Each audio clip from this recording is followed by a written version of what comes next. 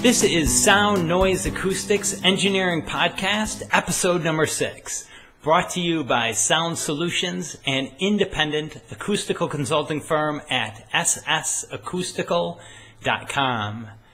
This podcast provides you with knowledge and resources to address acoustical issues. I'm Bill Holliday. Thank you for joining me in this episode. I'm going to be talking about sound isolation, which is a common acoustical concern. There are two main ways sound is transmitted from one space to another, and that's airborne and structure-borne. So airborne is noise or sound that's transmitted through the air. And an example of that would be someone speaking, a dog barking, even stereo speakers or television, as long as it's not mounted on the wall of concern in that it's shaking the wall. That would be structure-borne. But the airborne is just, it's the air is causing the wall to vibrate, and it's the other side of the wall is vibrating, causing the noise at a lower level on the other side. When sound impacts a surface, it's either transmitted, reflected, or absorbed. And we're worried about, in this case, noise that's transmitted through. Structure-borne is noise that's transmitted from vibrating that surface. An example of this would be shoes, hard shoes on a hard floor above. And that clunking, that noise is structure-borne noise. Mechanical systems are another example. If they're shaking a roof, that could be a problem. Plumbing noise, definitely shaking within a wall structure. So if that is resiliently isolated and it's not shaking the wall, or if the rooftop unit is isolated on proper isolators, spring isolators, or those neoprene, then you don't have that noise, or the noise levels are much, much lower. Then that would be a case where structure-borne noise is the primary concern.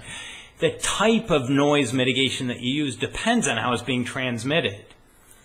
And it's not always obvious, because you could feel a wall and think that, wow, it's vibrating, that must be structure-borne, but it could be airborne noise that is shaking the wall, especially at low frequencies.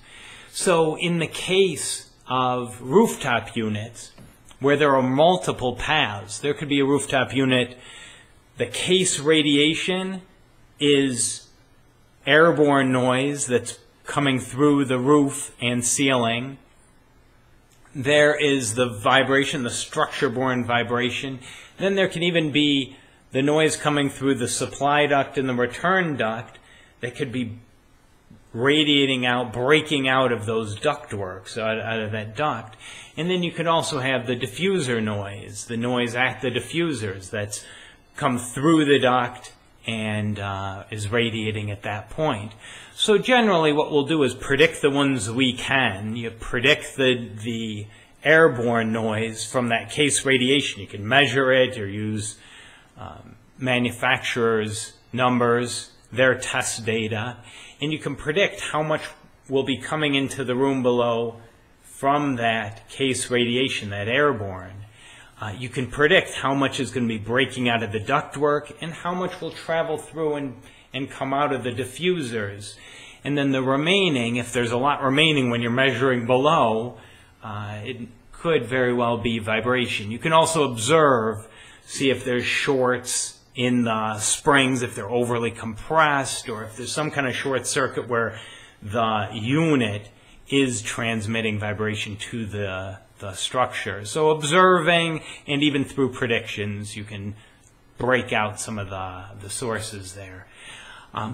Sound transmission is generally measured in or presented in the sound transmission class, an STC, and that's for airborne noise. And the impact noise, like the footfalls, the shoes, the hard shoes on a hard floor, on a tile or wood floor or concrete floor, that is an IIC, an impact insulation class measurement. And you'll see those too, the STC and IIC in a lot of regulations Uniform Building Code being one of them. The STC, that's a single number rating, and it's for a tested partition, and it's tested over a standard range of frequency bands. The higher that STC number, the more efficient that partition is at reducing sound. The STC is weighted for speech, so it's not a great measure for if you have someone or bass, real low frequency noise. But for speech frequencies, it's a pretty good indicator. I'll give you a couple examples. STC of 30, normal speech can easily be heard. At 40, speech can be heard and moderately understood. At 30, it can be easily understood. At 50, loud speech is difficult to detect, and an occasional word might be understood. You get up 55, 60, and speech is not audible at that point, even loud speech. So to test the STC, you take a big noise source, like a big loudspeaker with amplifier and equalizer. You play this broadband noise, pink noise usually, which is like static on a radio or TV. Broad noise, you measure, you do a sweep, and you say, all right, what's the level in that source room? Go to the other side, say, what's the level in the receiving room? Subtract them, and you get this noise reduction. Then you have to test the room, and we do a reverberation time test, or you can do a calculation to normalize it to the standard. So you can say, all right, this is for a standard room, or for the test standard room, here's the STC. And here's just a couple of guidelines, a couple of rules of thumb. The big factors affecting STC in a wall are going to be the airspace. The bigger the airspace, the better. Absorption in the wall helps a lot. If you can detach the two panels, that'll help you, whether it's staggered studs or dual studs or resilient channels, but so that there's some kind of isolation between the two. That helps a lot. And I think I said the bigger the airspace, the more mass on each layer of those outside layers, the better. So adding absorption generally adds about 5 STC points, which will reduce the noise by about 5 decibels. That's clearly audible difference. Doubling the drywall on one side will give you a 3-point difference, or increase in STC, decrease in the noise level on the receiving side. If you double it on both sides, it's about a 5 STC change. Now you get diminishing returns. So you double it once, there's 5 dB if you double it on both sides. Well, doubling it again means adding, twice as much. So if you had 1 layer and you double it, you have 2. You double it again, that means you have 4. You double it again, you have 8 layers of drywall. It's a lot of drywall. But that's, it starts being diminishing returns on that. If you double the air cavity, that's about a 5-point reduction. Of course, it takes more space, but that's very helpful at low frequencies as well. If you go to single studs to staggered studs, you're still using the same, a shared base plate. It's about a 10 dB increase. Resilient channels on one side about 5. Now you have to be careful to install them correctly. Resilient channels mount to the studs, and then the drywall mounts just to the resilient channels. You don't want to short it out, and you don't want to hang some picture or cabinets directly into the studs and short it out as well. Impact insulation class, real similar. It's a measure of that structure-borne noise. There's a tapping machine that drops weights. I think I have it here. They're 0.5 kilogram hammers that fall regularly. It almost sounds like a machine gun. They're dropping 10 impacts per second, and they fall from a 40 millimeter height. 16 third octave bands between 100 hertz and 3,150 hertz are measured below that standard tapping machine.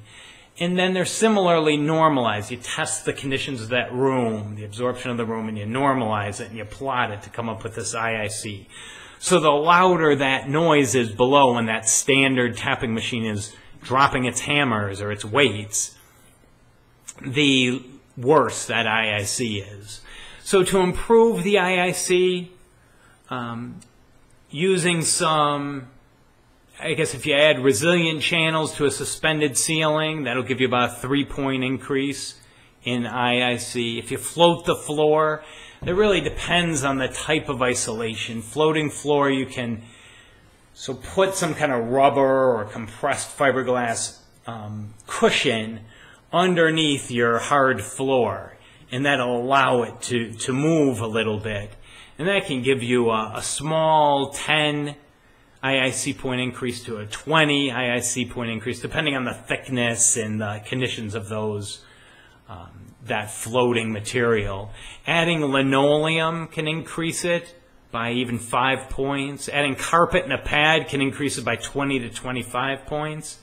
Acoustical absorption in the cavity can help you about 3 points. It doesn't do a lot because the path of the noise is primarily through the studs or the joists into the ceiling.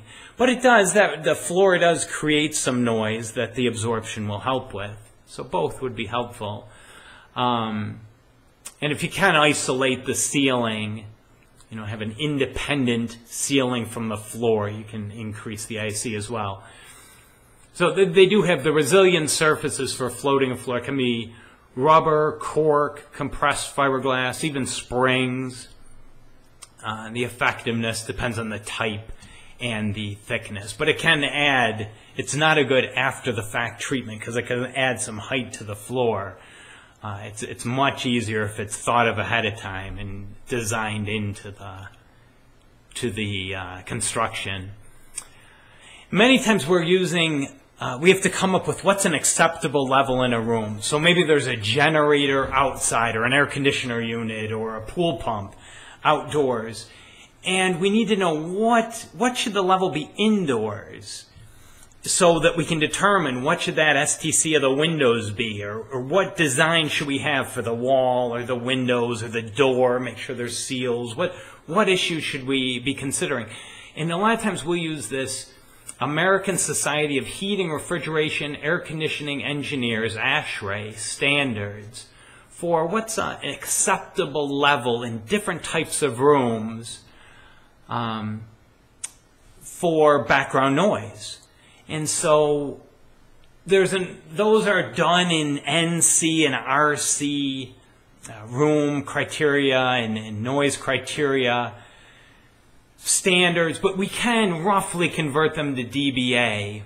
And I have this in the show notes in the blog that's linked to this podcast. But I'll give you a couple examples. A restaurant, the equivalent, let me start at the low end. A recording studio, you'd want it no more than 25 to 30 dBA.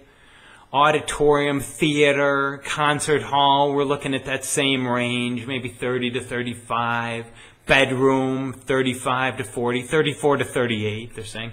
Hotel, same. Executive office, same, 34 to 38. Large conference room, teleconference room, same thing, 34, 38. And private office, classroom, cinema, 38 to 42. You can deal with a little more noise. Small dining room, hospital, operating room, small conference, those two, 42 to 47. 42 to 47 would also be acceptable for a restaurant, library, court. What's another one? Open office area. 47 to 52, indoor swimming, gymnasium, computer equipment room. 47 to 56, corridors, bathrooms.